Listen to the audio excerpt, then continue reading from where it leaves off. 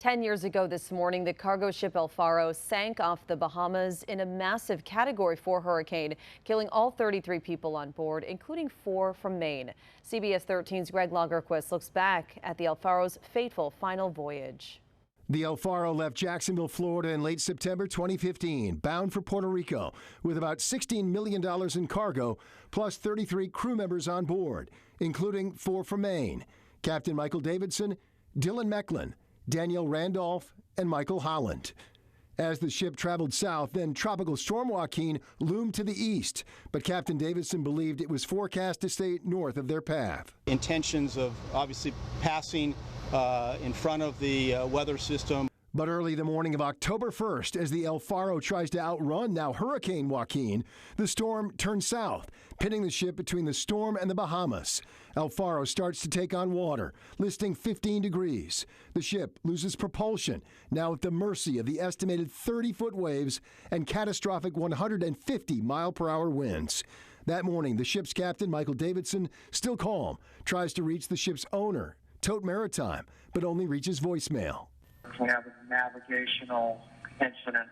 Everybody's safe, but I want to talk to you. He then tries the company's emergency call center to get help from an onshore expert known as a QI, or qualified individual.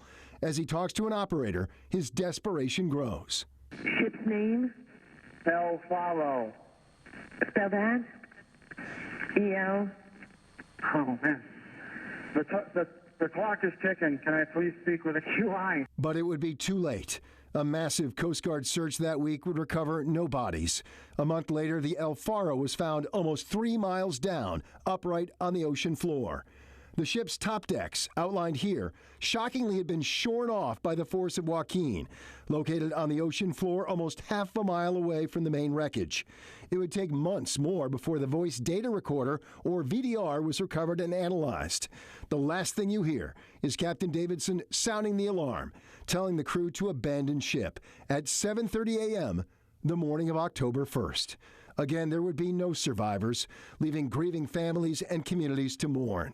Many of the crew's family members believe that Faro's owners had put profits above safety. 33 people died so that frozen chickens could be delivered on time in Puerto Rico. But the ship's owners, Tote Maritime, testified at subsequent hearings that it had been Captain Davidson's decision to try to outrun the storm.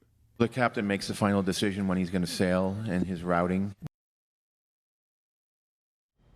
The NTSB's final report did conclude that Captain Davidson's decisions were the biggest factors in the disaster, but the hearings also uncovered that the ship had been in relatively poor condition and its access to weather systems were outdated. Those findings led to safety improvements for the nation's maritime fleets that still exist today.